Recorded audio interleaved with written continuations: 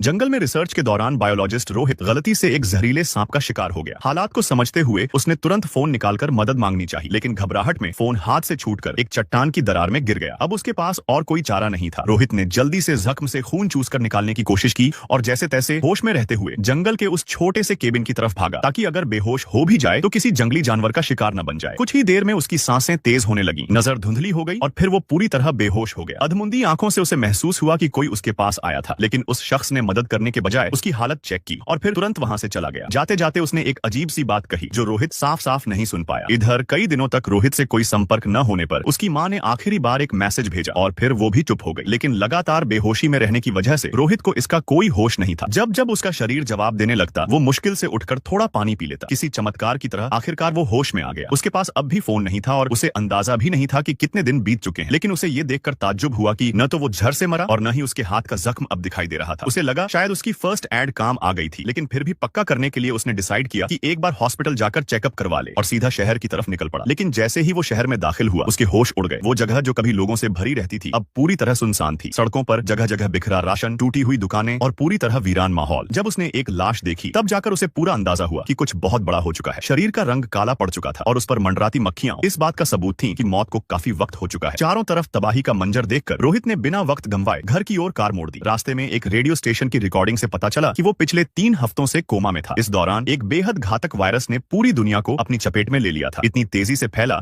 कि इंसानियत का नामो निशान तक मिटा दिया। ये सब सुनकर रोहित को यकीन नहीं हुआ। जब वो घर पहुंचा और अपने माँ बाप की हालत देखी तो सच्चाई से टकराना पड़ा। उसे यकीन था कि और भी लोग जिंदा होंगे। उसने पूरे कस्बे में तलाश की, लेकिन हर जगह सिर्फ लाशें और तबाही मिली। फिर उसने फैसला किया कि वो बड़े शहर जाएगा, शायद वहाँ कोई हो। लेकिन शहर का हाल और भी भयानक था। सब कुछ चालू था, लाइट्स, एसी, बिल्डिंग्स, लेकिन सब कुछ एक भयानक सन्नाटे में डूबा हुआ। थक हार कर उसने एक 5 स्टार होटल में चेक इन किया, खुली हवा में जैकूजी का मजा लिया और फिर नशे में डूबने के लिए शराब का एक पैक बनाया। उसी वक्त पहली बार उसे 2 और जिंदा इंसान मिले। घबराकर उसने खुद को ढंका और फिर बातचीत में पता चला कि ये दोनों भी वायरस से बच गए थे। सरकारी एजेंसियों ने कोशिश तो की थी, लेकिन कोई वैक्सीन काम नहीं आई। वायरस इतनी तेजी से फैलता और मारता था कि इंसानों को सोचने तक का वक्त नहीं मिला। उस अधेड़ उम्र के शख्स ने कहा कि अब जब वो बच गए हैं तो जो कुछ भी इस दुनिया में बचा है सब उन्हीं का है। खुलकर एंजॉय करने का वक्त है। लेकिन रोहित इस सोच से सहमत नहीं था। उसका मानना था कि पानी बिजली बंद होनी ही है, खाने पीने का सामान भी सड़ने लगेगा। सिर्फ जीने के लिए जीना बेवकूफी है। वो प्लान बनाना चाहता था। उस औरत ने ये सब सुनकर चुपचाप कमरे से निकल गई। तब उस आदमी ने बताया कि उसने हाल ही में अपने पूरे परिवार को खो दिया और तभी से वो डिप्रेशन में थी। शायद रोहित की मौजूदगी ने उसे थोड़ी राहत दी थी। रोहित ने उसे साथ चलने के लिए मनाने की कोशिश की, लेकिन वो महिला फिर से टूट चुकी थी। उसने साफ मना कर दिया। रोहित ने सोचा कि पहले खुद को संभाल ले, फिर उसे भी मनाने लौटेगा। लेकिन जैसे ही वो होटल से निकला, कुछ ही देर में ऊपर से 2 गोलियों की आवाज आई। अगर तुम्हें ये वीडियो पसंद आया तो सब्सक्राइब कर और इसका पार्ट 2 चाहिए तो कमेंट